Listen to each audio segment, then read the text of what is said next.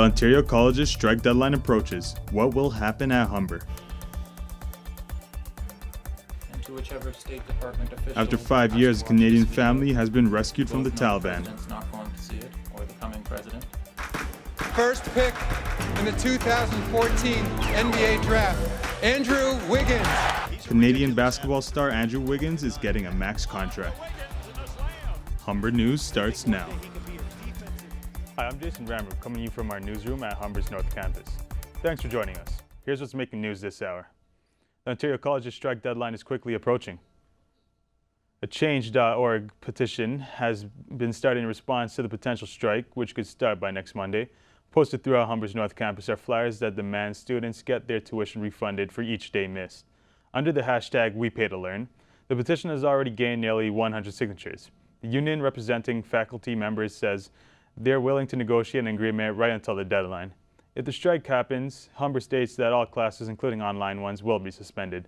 Students at the University of Gulf Humber will also have their classes suspended. No one knows for certain how long the strike will last. A Canadian man, his American wife, and their 2 children have been freed from terrorist custody. Joshua Boyle and Caitlin Coleman were kidnapped by the Taliban back in 2012 while visiting Afghanistan as tourists. They were held in captivity for the last 5 years and since had 2 children. Family was rescued by Pakistani security forces, and this has been confirmed by U.S. officials. They are currently safe in Pakistan. Arrangements have been made for them to return to either Canada or the U.S. A new study says Toronto needs more rental units to restore the city's vacancy rate. The area needs 8,000 new units a year. At this rate, it would take 5 to 10 years to restore the region's vacancy rate of at least 3%. The level would allow tenants to find suitable and affordable housing. The city is already looking at other policies in the report, including a vacancy tax on short-term rentals. Prime Minister Justin Trudeau is in Mexico today. He is there to discuss the NAFTA deal after talks yesterday in Washington with the U.S. President Donald Trump. During talks at the White House on Wednesday, Trump suggested a new Canada-U.S. deal. It could leave Mexico out of the trade agreement. Trudeau addressed reporters after the meeting at the Canadian Embassy in Washington, D.C., saying that he is optimistic about the negotiations. The proposals put forward. Obviously, there are proposals that we disagree with, but these are negotiations, and we stay in good faith on them, putting forward things that we think will benefit not just Canadian workers, but the entire North American economy. That's something we're going to stay with, and we will continue to work diligently towards getting a deal. NAFTA was signed as a deal in 1988 only between Canada and the U.S. Mexico joined NAFTA in 1994. Trump and Trudeau agree that Mexico needs to improve their labor and environmental standards. The California wildfires are already well on their way to becoming one of the most deadliest fires in the state's history. At least 23 people have died and hundreds are missing. The fire could gain strength today and erase the progress the firefighters have made.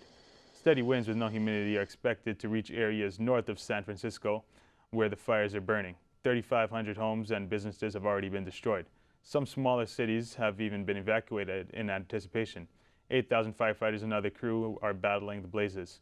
California's governor says the cost of the fires will be tens of billions of dollars. Thousands gathered in central Barcelona this morning to mark the National Day of Spain. Tensions remain high between the central government and Catalonia since they signed the symbolic Declaration of Independence on Tuesday.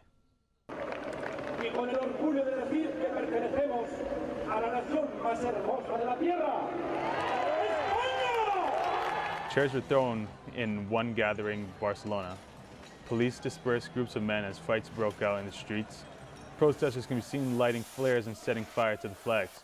The situation remains tense in some places. Supporters of the Spanish unity gathered on the streets carrying flags and signs in central Barcelona. Spanish holiday displayed a show of unity amid tensions over Catalan independence. This is the worst political crisis Spain has seen since 1981. A lot of eyes were on skies today. An asteroid the size of an average house flew well within the moon's orbit early this morning, roughly traveling 50,000 kilometers above Earth. The asteroid posed no threat to Earth. However, scientists hope to gain new information from it. To prepare for the day an asteroid this size actually enters our atmosphere. The astronomy community put a lot of attention onto this particular asteroid.